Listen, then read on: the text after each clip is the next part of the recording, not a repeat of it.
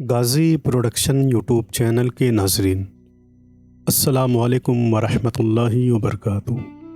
آج کی اس ویڈیو میں انشاءاللہ حضرت سیدنا سلمان فارسی رضی اللہ تعالیٰ عنہ کی زندگی کے حوالے سے کچھ اہم باتوں کو سماعت کریں گے۔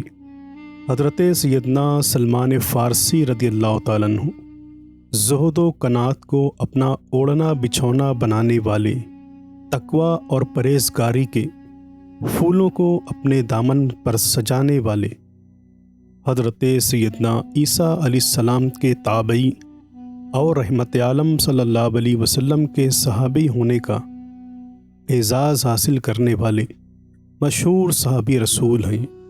سلمان الخیر، حضرت سلمان فارسی کے اسلام لانے کا واقعہ بہت اہم ہے۔ چنانچہ ایران سے مدینے تک کا سفر، آپ اصفہان ایران کے رہنے والے تھے۔ آبا و اجداد آتش پرست تھے۔ آپ بچپن سے ہی سادہ اور خاموش طبیعت تھے۔ ہم عمر بچوں کے ساتھ کھیلنے کے بجائے ہر وقت تو آتش کدے کی آگ روشن رکھنے میں مصروف رہتے، مگر جلد ہی مجوسیت سے بیزار ہو گئے اور دین حق کی تلاش میں اپنے وطن سے نکل کر شام جا پہنچے، جہاں مختلف دینی و مذہبی رہنماؤں کی صحبت اختیار کی۔ ہر مذہبی رہنما یا تو خود یہ وصیت کر دیا کرتا کہ میرے بعد فلاں کے پاس جانا، یا پھر آپ خود پوچھ لیا کرتے کہ اب کس ہستی کی صحبت اختیار کروں۔ جب آپ نے آخری راہب سے پوچھا تو اس نے کہا، اے حق کے متلاشی بیٹے، اس دنیا میں مجھے کوئی ایسا شخص نظر نہیں آتا جس کی صحبت میں تمہیں امن و سلامتی نصیب ہو۔ ہاں، اب نبی آخر الزماں صلی اللہ علیہ وسلم کے ظہور کا وقت قریب ہے، جو دین ابراہیمی پر ہوں گے، اس مقام کی جانب ہجرت کریں گے جو دو پہاڑوں کے درمیان ہوگا، جہاں کھجور کے درخت کثرت سے پائے جائیں گے۔ ان کے دونوں کندھوں کے درمیان مہر نبوت ہوگی۔ وہ ہدیہ قبول کریں گے اور صدقہ نہیں کھائیں گے۔ راہب کے انتقال کے بعد آپ نے اس وصیت کو پیش نظر رکھا اور ایک قافلے کے ہمراہ آگے بڑھ گئے۔ راستے میں قافلے والوں کی نیت بدل گئی اور انہوں نے آپ کو ایک یہودی کے ہاتھ بیچ دیا۔ یوں آپ کو غلامی کی زنجیروں میں جکڑ دیا گیا۔ تقریباً 10 بار بیچے گئے۔ بالآخر بکتے بکاتے مدینہ منورہ پہنچ گئے۔ حضور نبی کریم صلی اللہ علیہ وسلم سے ملنے نہ دیا گیا۔ آپ ایک مرتبہ کھجور کے درخت پر چڑھ کر کھجور توڑ رہے تھے کہ خبر سنی کہ نبی آخر الزماں صلی اللہ علیہ وسلم ہجرت فرما کر مدینے کے قریب مقام قباء میں تشریف لا چکے ہیں۔ اسی وقت تو دل بے قرار ہو گیا۔ فوراً نیچے تشریف لائے اور خبر لانے والے سے دوبارہ یہ روح پرور خبر سننے کی خواہش ظاہر کی۔ یہودی آقا نے اپنے غلام کا تجسس اور بے قراری دیکھی تو چراغ پا غصہ ہو گیا اور ایک زوردار تھپڑ رسید کر کے کہنے لگا، تمہیں ان باتوں سے کیا مطلب؟ جاؤ، دوبارہ کام پر لگ جاؤ۔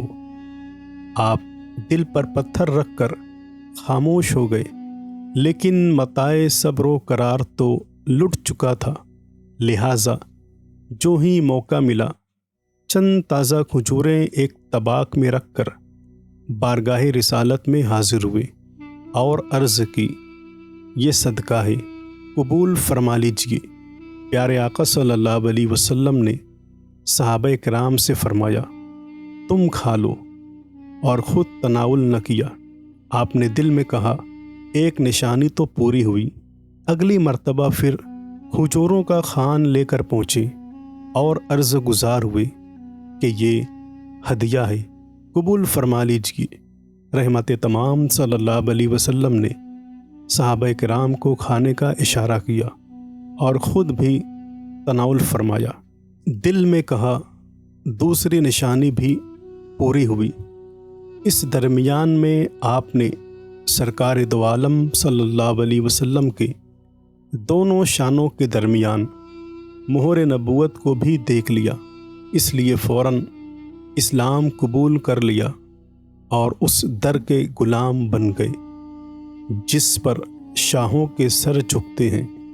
आपको आज़ादी किस तरह मिली, इसके हवाले से कहा जाता है कि आप ग़ुलामी की ज़ंजीरों में जकड़े होने की वजह से ग़ज़वा बदर व उहद में हिस्सा न ले सके। फिर 300 खजूर के दरख्त और 40 औकिया चांदी के बदले आज़ादी का ताज सर पर सजाया और एक सरफरोश मुजाहिद की तरह बाद में आने वाले तमाम गज़वात में हिस्सा लिया। ग़ज़वा खंदक में खंदक खोदने का मशवरा भी आप ही का था। आपको सरवर कौनैन सल्लल्लाहु अलैहि वसल्लम से वालहाना मोहब्बत थी। अपने वक्त का बेशतर हिस्सा दरबार रिसालत में गुजारते और फैज़ान नबवी से बहरामंद होते। इसके बदले में बारगाह रिसालत से सलमान अल खैर और सलमान मिन्नी अहले बैती, यानी सलमान हमारे अहले बैत से है, जैसी नवीद जाफिज़ा सुनने की सादत पाई और एक मकाम पर इस बशारत उज़्मा से सरफराज हुए कि जन्नत सलमान फ़ारसी की मुश्ताक है। जब कोई पूछता कि आपके वालिद कौन है तो इरशाद फरमाते, मैं दीन इस्लाम का बेटा सलमान हूँ। सरवर कायनात सल्लल्लाहु अलैहि वसल्लम के विसाले ज़ाहिरी के बाद आपने एक अरसे तक मदीने में क़याम फरमाया। फिर अहद फ़ारूकी में इराक़ में सुकूनत इख्तियार कर ली। कुछ अरसे बाद हज़रत उमर फ़ारूक रज़ियल्लाहु तआला अन्हु ने आपको मदाइन का गवर्नर मुकर्रर कर दिया। गवर्नर के अहम और बड़े ओहदे पर फायज़ होने के बावजूद आपने बड़ी सादा ज़िंदगी गुजारी। एक दिन मदाइन के बाज़ार में जा रहे थे कि एक नावाकिफ़ शख्स ने आपको मज़दूर समझकर अपना सामान उठाने के लिए कहा। आप चुपचाप सामान उठाकर उसके पीछे चलने लगे। लोगों ने देखा तो कहा, ऐ साहिब रसूल, आपने ये बोझ क्यों उठा रखा है? लाइए हम इसे उठा लेते हैं। सामान का मालिक हक्का बक्का रह गया। फिर निहायत शर्मसार होकर आपसे माफ़ी मांगी और सामान उतरवाना चाहा, लेकिन आपने फरमाया, मैंने तुम्हारा सामान उठाने की नियत की थी, इसे तुम्हारे घर तक पहुंचा कर ही दम लूँगा। हज़रत सैयदना सलमान फ़ारसी रज़ियल्लाहु तआला अन्हु राह खुदा में माल खर्च करने को महबूब रखा करते थे। चुनांचा बतौर तनख्वाह 4 या 5 हज़ार दिरहम मिलते, लेकिन पूरी तनख्वाह मसाकीन में तकसीम फरमा देते और ख़ुद खजूर के पत्तों से टोकरियाँ बनाकर चंद दिरहम कमाते और इसी पर अपना गुज़र बसर करते थे।